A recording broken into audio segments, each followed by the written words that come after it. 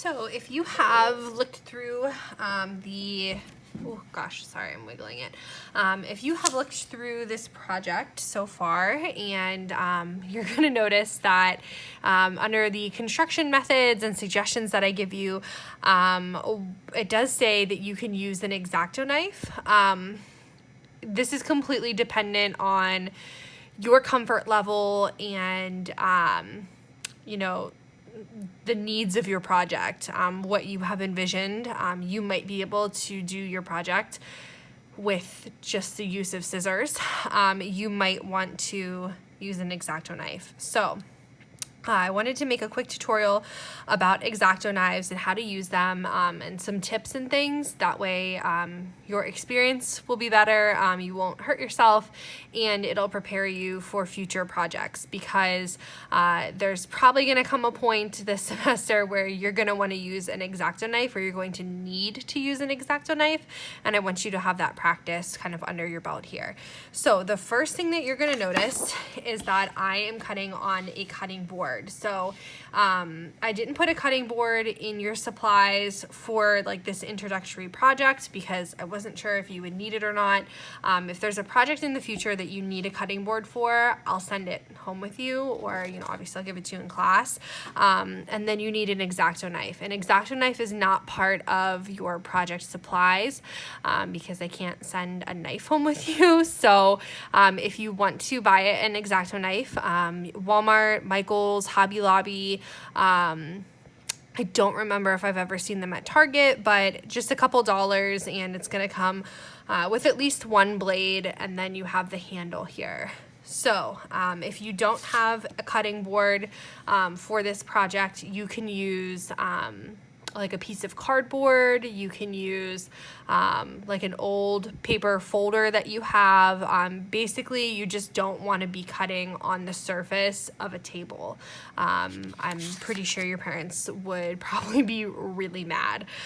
So you have the Xacto knife, and the end here turns. So if you turn it righty-tighty, lefty-loosey, that enables you to take the blade out if it's too dull and put another one in. And you always want to make sure that you're tightening it up righty-tighty here so that this blade does not wiggle around on you. You definitely don't want the blade to move.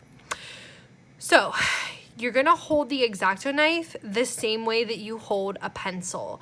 I don't know why some people are holding this like some kind of prison shank or something.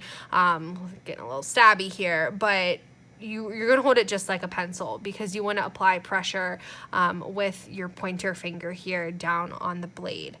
So let's talk about how to hold the knife against the paper first. So what you want to do, I'm going to turn this sideways so you can see here. You want to hold your Xacto knife kind of at like a 45-degree angle to the paper. Like this would be 90 degrees, not what we want to do. 45 degrees is where we're at. You do not need to hold the knife like this. That's not going to enable you to cut at all. I know it seems like, oh, the blade's really long, let me touch it the whole way across the paper. No, 45-degree angle here, and then your pointer finger is pressing down on the blade. Like from here, your finger is not over top of the blade, it's on like the little grippy hand part, and then you're pushing it down and it's dragging over the paper. If you hold your Xacto knife like this at 90 degrees and you push it in, it's just gonna rip the paper as it goes. It needs a little bit more of an angle, and then this is not gonna cut at all. So as you're cutting, you need a pretty firm push. I don't know if you can see my finger here, like my knuckle, like I'm white knuckling it. Like I'm putting a lot of pressure on this. And in fact, I'm actually even standing up. Standing up allows you to reach, like to kind of bend over the table a little bit. And it adds a little bit more force and pressure to your hand so that you can drag that Xacto knife towards you, and you can make I did not press hard enough. You can make a little slit in your paper. If you find that, oh man, I didn't push hard enough, you're just gonna have to go back over it slowly. You wanna be able to go right over your line again. Notice that I'm cutting towards myself. I'm always coming towards myself. It's incredibly awkward to try to cut left to right. Your hand, like angled that way, doesn't exert as much pressure. Definitely never cutting away from yourself. Like there's no way that you're handling that knife safely. So if I'm trying to cut out this little shape here and I don't have a ruler, certainly I can kind of eyeball it, and this is small enough that it might be fine, but it also might not be super fine, and my blade isn't staying like right on the line. It's not as exact as I want it to be. Man, I didn't cut my edges here. There we go. So when I take this out, you can see like I kind of missed this corner here. I missed like a little bit up here. It's not as straight as you might want it to be. So a really good tip is to use a ruler with the metal on the side here. And because this ruler sometimes slips around, I'm actually gonna stand up and I'm gonna lean over my paper here. See that these knuckles are also white knuckling it. Like I'm pressing incredibly hard on this ruler, and I'm lining up my Xacto knife to cut right next to it. Like my blade is resting on that little metal piece, and I'm letting that guide me. Also notice that I'm turning my paper so that my cut is always coming towards me. You never, again, want to be cutting away from yourself or left to right. Oh, I already did that side. It's just not a good idea in terms of safety or what this is going to look like at the end. So if you're like me and your face was really far away from your paper while you were cutting that and you didn't get all your corners because you couldn't see, you know, come back and do the corners. Your cuts will be much cleaner. Cuts will be much cleaner if you use a ruler.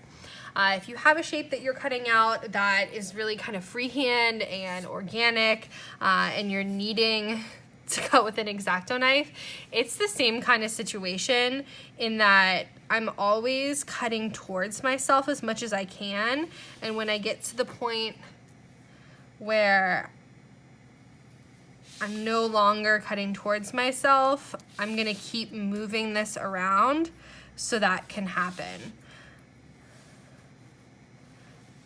And I'm trying to make everything one smooth, continuous cut because, went off my line there.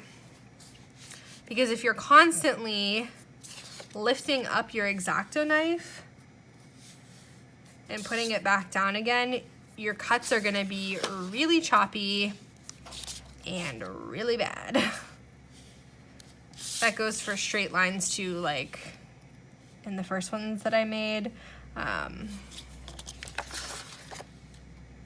Definitely one cut.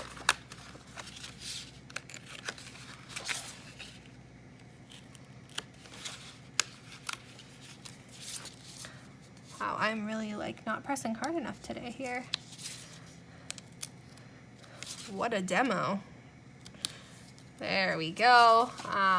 So like I said, if you're constantly like doing one of these, you end up with this really, really bad looking jagged cut, which is just not good. So please be careful with the Xacto knife. Make sure it's always tightened, like I said. If the blade seems to be really dull or broken at the end, you want to get it replaced. If your blade is constantly like chipping at the end, that probably means you're pressing way too hard. You don't need to press so hard that you're breaking your blade, but make sure that you are being safe. If you accidentally cut yourself, you know, notice how my hand was over here this entire time. You don't want to put your hand in the way of the blade because you're just going to stab yourself or slice your finger, and it's really going to hurt and you're going to bleed a lot. So make sure you don't do that either. So, all right, Xacto knives.